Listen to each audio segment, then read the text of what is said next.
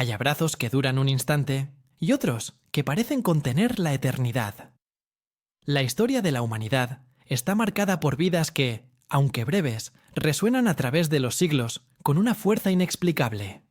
Esta es la crónica de un joven de nuestro tiempo, uno que vestía jeans, amaba los videojuegos y navegaba por internet con la misma naturalidad con la que se arrodillaba en una iglesia.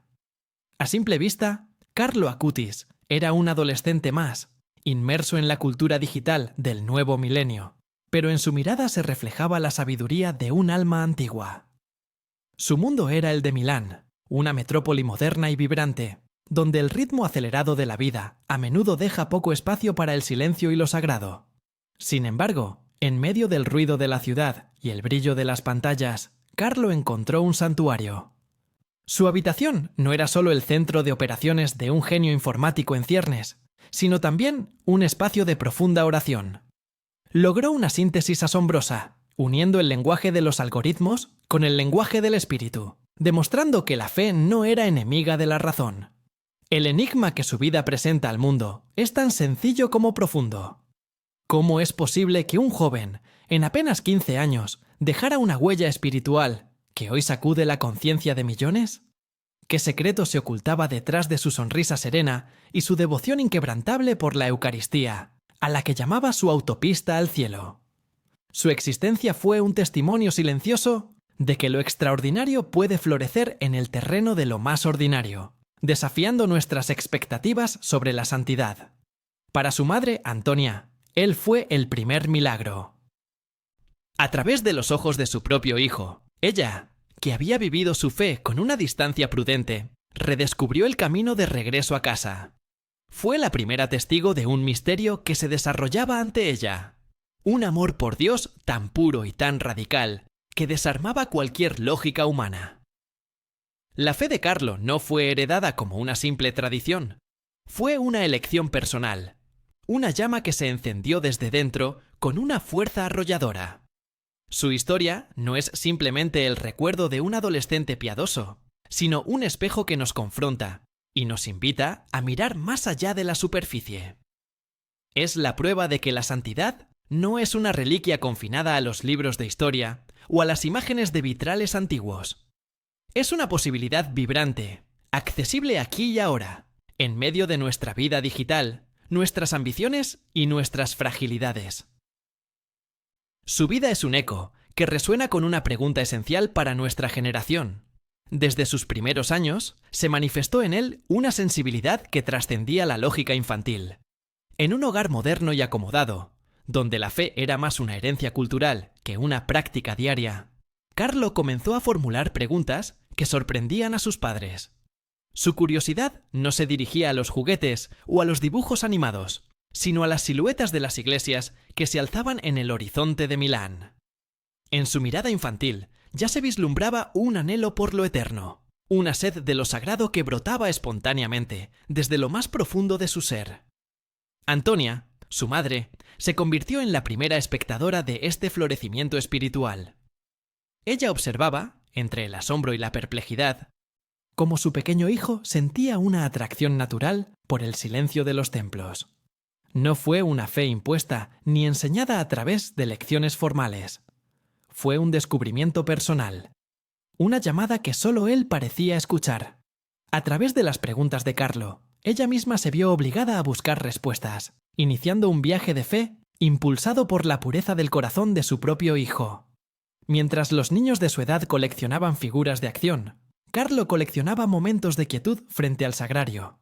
Pedía entrar en las iglesias no por obligación, sino con el entusiasmo de quien va a visitar a su mejor amigo. Un simple «Hola Jesús» era suficiente para iluminar su día. Estos pequeños gestos, repetidos con una constancia asombrosa, revelaban una intimidad con lo divino que desarmaba a los adultos y demostraba que su relación con Dios era tan real y tangible como el mundo que lo rodeaba. Su singularidad no se limitaba a la oración, sino que se extendía a su trato con los demás. Desde muy pequeño, desarrolló una empatía extraordinaria por los más vulnerables. Defendía en la escuela a los compañeros con discapacidad que sufrían acoso, compartía su merienda con los necesitados y se detenía a conversar con las personas sin hogar. Veía en cada rostro un reflejo de Cristo, transformando sus acciones cotidianas en actos de amor concretos y silenciosos, lejos de cualquier ostentación. La devoción a la Virgen María se convirtió en su refugio y su fortaleza.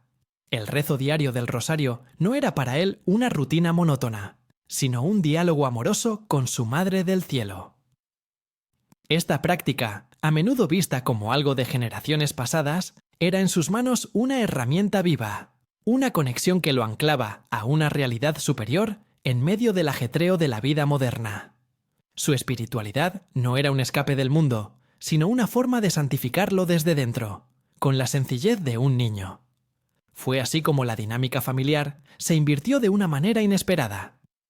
No fueron los padres quienes guiaron al hijo por el camino de la fe, sino el hijo quien, con su ejemplo y su coherencia, se convirtió en un faro para sus propios padres.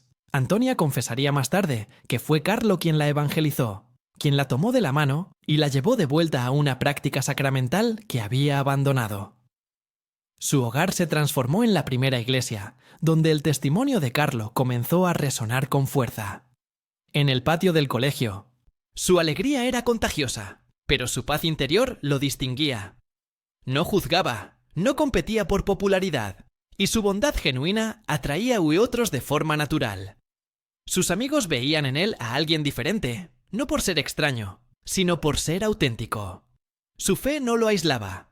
Por el contrario, le daba una capacidad única para conectar con los demás a un nivel más profundo, demostrando que la verdadera santidad es profundamente humana y relacional. Estos primeros años fueron el cimiento sobre el cual se construiría toda su obra. Cada acto de caridad, cada oración susurrada, cada visita a una iglesia, era un hilo de oro que tejía el tapiz de su corta pero intensa existencia. La semilla de una santidad para el siglo XXI ya había sido plantada en el corazón de un niño que veía el cielo con la misma claridad con la que otros veían la pantalla de un televisor, preparándose sin saberlo para una misión que apenas comenzaba. Al llegar a la adolescencia, su vida interior alcanzó una nueva dimensión de profundidad, centrada en un misterio que lo cautivó por completo: la Eucaristía. Para Carlo, no era un símbolo ni una simple tradición, sino la presencia real y viva de Jesús. Acuñó una frase que se convertiría en el lema de su existencia: la Eucaristía es mi autopista hacia el cielo. Esta convicción no era una idea abstracta, sino el motor que impulsaba cada uno de sus días, la fuente de una alegría serena que todos a su alrededor podían percibir. Esta relación se nutría de una práctica diaria inquebrantable. Cada mañana, antes o después de la escuela, buscaba participar en la Santa Misa. El encuentro con Jesús en la comunión era el momento más importante de su jornada, una cita de amor que no estaba dispuesto a perder. Pasaba también largos ratos en adoración silenciosa frente al sagrario, en un diálogo íntimo que fortalecía su espíritu y le daba una claridad de propósito asombrosa para un joven de su edad, transformando la rutina en un acto de fe continuo. Paralelamente a esta vida de piedad, Carlo desarrollaba un talento excepcional para la informática. Mientras otros jóvenes usaban la tecnología para el ocio o la comunicación superficial, él vislumbró en ella un púlpito moderno, un continente digital por evangelizar. Entendió, con una intuición profética, que el lenguaje de los bits y los algoritmos podía ser un vehículo para transmitir la belleza de la fe a una generación inmersa en el mundo virtual, demostrando que no había contradicción entre la modernidad y lo eterno. Fue entonces cuando nació su gran obra, una exposición virtual para documentar y difundir los milagros eucarísticos ocurridos a lo largo de la historia en todo el mundo. Con la paciencia de un monje y la habilidad de un programador experto, dedicó incontables horas a investigar, catalogar y diseñar un sitio web que pusiera estos hechos extraordinarios al alcance de todos. Su habitación se convirtió en el santuario de un ciberapóstol, que trabajaba incansablemente para mostrar al mundo la veracidad de su gran amor. La imagen de Carlo, iluminado por el resplandor de la pantalla de su computadora, se convirtió en un ícono de esta nueva forma de santidad. No era un joven aislado de la realidad, sino profundamente inmerso en ella, utilizando sus herramientas para un fin superior. Su teclado no era solo un dispositivo de entrada, sino un instrumento con el que componía una sinfonía de fe para el siglo XXI. Cada línea de código, cada imagen seleccionada era una oración, un acto de amor ofrecido a Dios y al prójimo. En esta misión no estaba solo. Su otra gran compañera de viaje era la Virgen María, a quien consideraba su mejor amiga y confidente. El rezo diario del rosario era su ancla, el vínculo que lo mantenía conectado con su Madre Celestial en medio de sus proyectos digitales. Le pedía a ella la fuerza y la sabiduría para llevar a cabo su apostolado. Convencido de que toda obra para su hijo debía estar bajo su amparo y protección, tejiendo así una espiritualidad completa y equilibrada. De esta manera, su misión silenciosa comenzó a dar frutos. La exposición sobre los milagros eucarísticos trascendió las paredes de su habitación y se convirtió en un recurso global, traducido a múltiples idiomas y visitado por personas de todos los continentes. Sin buscar fama ni reconocimiento, Carlo había creado un puente entre el cielo y la red, plantando semillas de fe que germinarían mucho más allá de su propia vida, demostrando que un solo corazón encendido de amor puede iluminar el mundo entero. La sinfonía de su vida, compuesta por clics de teclado y oraciones susurradas, fue interrumpida de repente por una nota discordante y brutal. Un malestar que parecía una simple gripe reveló su verdadero rostro. Una leucemia fulminante, del tipo más agresivo. El diagnóstico cayó como una sentencia sobre la familia, un muro de hielo que congeló el tiempo. El vibrante mundo digital de Carlo, lleno de proyectos y sueños, se vio súbitamente confrontado con la fragilidad del cuerpo y la inminencia de un final que nadie esperaba. Sin embargo, donde la lógica humana dictaba miedo, desesperación o rebeldía, en Carlo floreció una paz que desconcertó a los médicos y enfermeras. Al recibir la noticia, su primera reacción no fue una pregunta sobre su propio destino, sino una afirmación de fe serena y madura. Miró a sus padres, no con angustia, sino con la calma de quien sabe que su vida está en manos más grandes. Su sonrisa, aunque debilitada, no desapareció. Se transformó en el reflejo de una aceptación profunda y misteriosa. En la esterilidad de la habitación del hospital, su espíritu encontró la oportunidad para un último y supremo acto de amor. Con una claridad que helaba la sangre y consolaba el alma, declaró su intención. Ofrezco todos los sufrimientos que tendré que padecer al Señor, por el Papa y por la Iglesia, para no tener que estar en el purgatorio e ir directamente al cielo. No era la resignación de una víctima, sino la ofrenda voluntaria de un soldado que entrega su vida por una causa mayor. Para Antonia, cada segundo en ese hospital era una mezcla insoportable de calvario y revelación. El dolor visceral de una madre que ve a su único hijo consumirse era una herida que la desgarraba por dentro. El olor a antiséptico, el pitido monótono de las máquinas.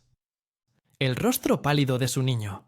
Todo era un recordatorio de la impotencia humana. Pero a través de ese velo de lágrimas, comenzó a percibir una luz que no provenía de este mundo, una fuerza que emanaba de la cama de su hijo. Fue allí, en medio de la prueba más dura, donde ella comprendió la verdadera dimensión de su hijo.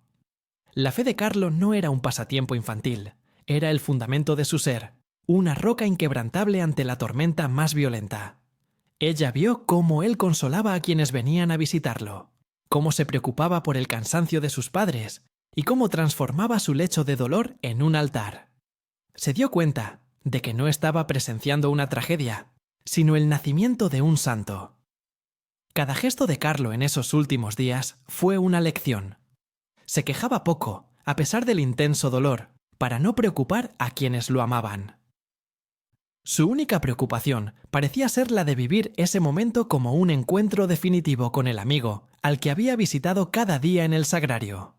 La habitación del hospital, un lugar de sufrimiento, se convirtió en un santuario, el escenario final donde el amor de un joven por su Dios se manifestaba de la forma más pura y radical posible. Antonia recordó entonces un video que Carlo había grabado meses antes, una premonición que en su momento pareció una ocurrencia juvenil. Con total naturalidad, había dicho que su peso ideal era de 70 kilos, porque con ese peso estaba destinado a morir. Aquellas palabras, antes confusas, ahora resonaban con una claridad profética. Su hijo no fue sorprendido por la muerte. De alguna manera, la esperaba como una cita pactada, un paso necesario en su viaje de regreso a casa. Así, el punto de inflexión de su vida no fue la enfermedad, sino la forma en que la abrazó. Su sufrimiento no fue un final sin sentido, sino el sello que autentificó todo su testimonio. Fue la última pieza de su gran obra, el acto final de entrega, que preparaba el terreno para una misión que trascendería el tiempo y el espacio. La autopista hacia el cielo, que él tanto había anhelado, se abría ahora frente a él, pavimentada con su propio sacrificio ofrecido por amor. El 12 de octubre de 2006, el sonido de las máquinas se detuvo. El silencio que siguió no fue de paz, sino de un vacío abrumador que llenó cada rincón de la habitación. El cuerpo de Carlo, que había luchado con una valentía serena, finalmente descansó. Su partida fue tan silenciosa como su vida de oración. Un susurro final en un mundo ensordecedor. Para sus padres, el tiempo se fracturó en un antes y un después, marcando el instante en que la eternidad reclamó a su hijo. El luto fue un océano profundo y oscuro. La casa en Milán, antes llena de su risa y del tecleo de su computadora, se convirtió en un santuario de recuerdos dolorosos. Su habitación permanecía intacta, un museo de una vida interrumpida, con sus videojuegos, sus libros y su computadora apagada, cuya pantalla oscura parecía un espejo del vacío en el corazón de su madre.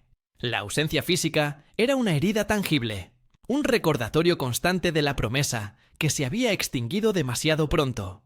En medio de esa desolación, una de sus frases comenzó a resonar con una fuerza profética. Todos nacen como originales, pero muchos mueren como fotocopias. Antonia y Andrea comprendieron entonces que su hijo no había muerto como una copia.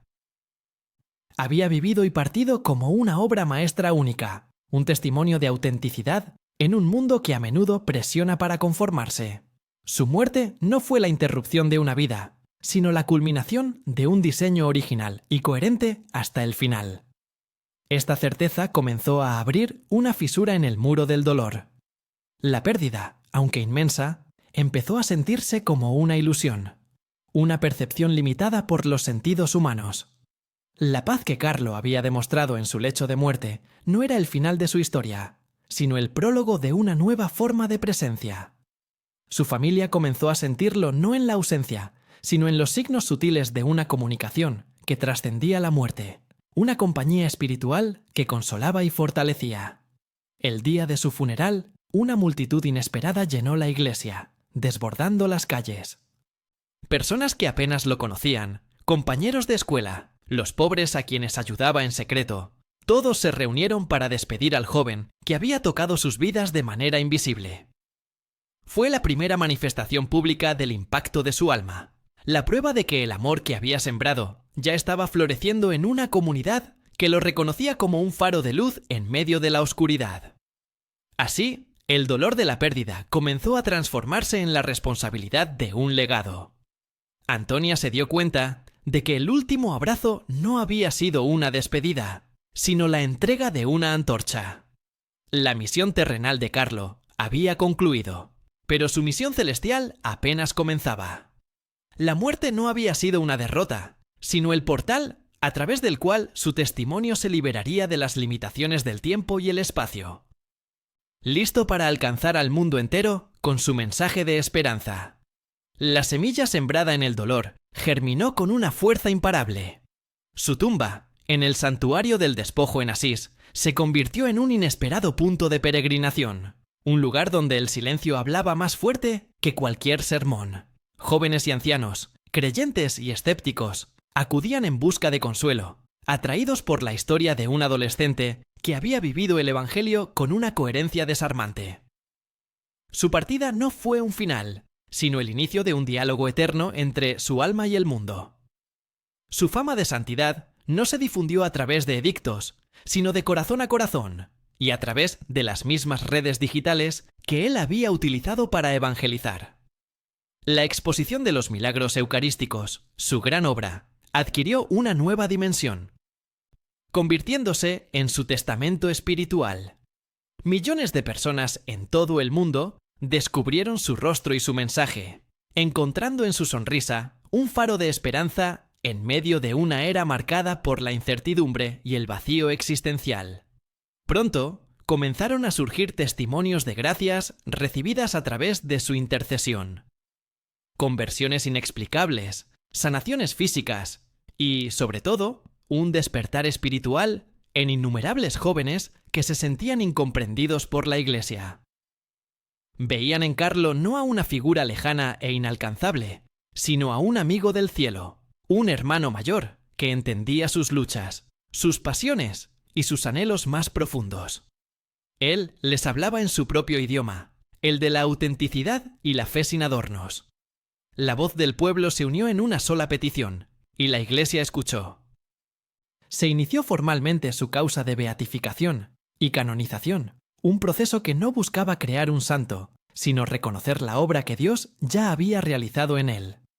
Cada documento, cada testimonio de quienes lo conocieron, confirmaba la misma verdad. Su vida ordinaria había sido el escenario de una virtud heroica, vivida con una naturalidad y una alegría que eran, en sí mismas, un milagro de la gracia divina. Un momento de profundo impacto mundial llegó con la apertura de su tumba. El mundo contempló, con asombro, la imagen de su cuerpo incorrupto, vestido con los jeans, el suéter y los tenis que lo caracterizaban. No era la imagen de un santo de un tiempo lejano, sino el rostro de un joven del siglo XXI. Aquella visión se convirtió en un ícono poderoso, un puente visible entre el cielo y la tierra, demostrando que la santidad no anula la identidad, sino que la perfecciona. Así, Carlos se transformó en un referente luminoso para una generación digital. Se le llamó ciberapóstol de la Eucaristía y patrón de Internet, títulos que encapsulaban su genialidad para unir dos mundos aparentemente opuestos. Demostró que la tecnología no es un enemigo de la fe, sino que puede convertirse en un púlpito moderno, un instrumento para llevar la belleza, la verdad y el amor de Dios hasta los confines de la red, transformando el ciberespacio en un territorio de misión. Su madre, Antonia, abrazó su nueva vocación: ser la guardiana y la primera mensajera de su legado. Viajó por el mundo, no para llorar a un hijo perdido, sino para presentar a un santo vivo en el cielo. Su testimonio, cargado de la autoridad del amor maternal, conmovió a multitudes, ofreciendo una ventana al alma de Carlo. A través de sus palabras, el joven de Milán seguía evangelizando, consolando y llamando a la conversión, cumpliendo su promesa de estar siempre cerca. El 10 de octubre de 2020, en Asís, la Iglesia lo proclamó oficialmente beato. La ceremonia fue una fiesta de luz y esperanza que resonó en todo el planeta. La elevación de Carlo a los altares no fue solo un honor póstumo, sino una declaración profética para nuestro tiempo. La santidad es posible, es actual y es para todos. Su vida se convirtió en un manual práctico de cómo ser un discípulo de Cristo en la era de la información, con la Eucaristía como centro y el amor como motor. Su historia dejó de ser la biografía de un joven para convertirse en un llamado universal. Su ejemplo interpela directamente a cada persona, invitándola a cuestionar el propósito de su propia existencia. Nos recuerda que estamos creados para algo más grande que el éxito efímero o el placer momentáneo. Su vida es un eco de su frase más célebre, una invitación a no morir como fotocopias, sino a vivir plenamente como los originales únicos y preciosos que Dios soñó desde la eternidad. El eco de su corta vida se expande hoy con una fuerza creciente, un susurro que se convierte en un clamor de esperanza para la humanidad. Carlo Acutis no es solo un recuerdo, sino una presencia viva, un amigo en el cielo que nos muestra el camino. Su autopista, construida con fe, amor y tecnología, permanece abierta, invitándonos a emprender nuestro propio viaje hacia una meta que no conoce fin. Su legado es una pregunta que flota en el aire. ¿Estás listo para empezar tu propio camino hacia el cielo? Al final del camino, la historia de Carlo Acutis trasciende la biografía de un joven piadoso para revelarse como la crónica de un profeta para su tiempo. no fue un profeta que anunciara catástrofes o predijera el futuro, sino uno que señaló una posibilidad olvidada: que el anhelo de lo infinito sigue latiendo en el corazón de una generación digital. Su vida fue una profecía vivida, una demostración de que la santidad no es una reliquia del pasado, sino una vocación vibrante para el presente. Él no condenó al mundo moderno, lo abrazó y lo elevó. Vio en la red de Internet no una trampa de aislamiento, sino un continente digital por evangelizar. Su genialidad consistió en traducir el lenguaje eterno del Evangelio al código binario del siglo XXI, demostrando que la fe y la tecnología no son fuerzas opuestas, sino herramientas que, en manos de un corazón enamorado de Dios, pueden construir puentes hacia lo trascendente. Su testimonio es un faro que ilumina la encrucijada entre lo virtual y lo espiritual. Su vida, por tanto, se convierte en un espejo que nos confronta con una pregunta ineludible. Nos obliga a examinar nuestras propias vidas, el uso que hacemos de nuestro tiempo y nuestros talentos. ¿Para qué sirven nuestras conexiones, nuestros conocimientos, nuestras pasiones? Carlo nos muestra que cada clic, cada acción y cada palabra pueden ser un paso en la autopista hacia el cielo o un desvío hacia el vacío. Su existencia es una invitación a la coherencia, a alinear nuestra vida interior con nuestras acciones exteriores. Así, su máxima de no morir como una fotocopia adquiere el peso de un mandamiento existencial. En una cultura que a menudo premia la imitación y la conformidad, su camino fue el de la autenticidad radical. Ser un original, como él lo entendía, no es otra cosa que responder con valentía a la llamada única e irrepetible que Dios ha inscrito en cada alma. Es descubrir esa misión personal y vivirla con pasión hasta el final, transformando la propia vida en una obra de arte irrepetible para la eternidad. El legado que nos deja no es un conjunto de reglas, sino un mapa del corazón. Su autopista hacia el cielo, pavimentada con la Eucaristía diaria, el amor a María y la caridad concreta, no es una ruta privada, sino una invitación universal. Nos demuestra que el camino hacia Dios no es una senda escarpada reservada para unos pocos elegidos, sino una vía rápida y accesible para cualquiera que se atreva a poner a Jesús en el centro de su existencia, con la sencillez y la confianza de un niño. La historia de Carlo Acutis, por tanto, no termina con su muerte, sino que comienza en cada uno de nosotros. Su breve paso por la tierra fue el eco de una verdad eterna que ahora resuena en nuestra conciencia. Nos deja con una pregunta final, una que no busca una respuesta teórica, sino un compromiso vital. ¿Cuál es tu propia autopista hacia el cielo? ¿Qué legado estás construyendo, latido a latido, clic a clic, para la eternidad que ya ha comenzado?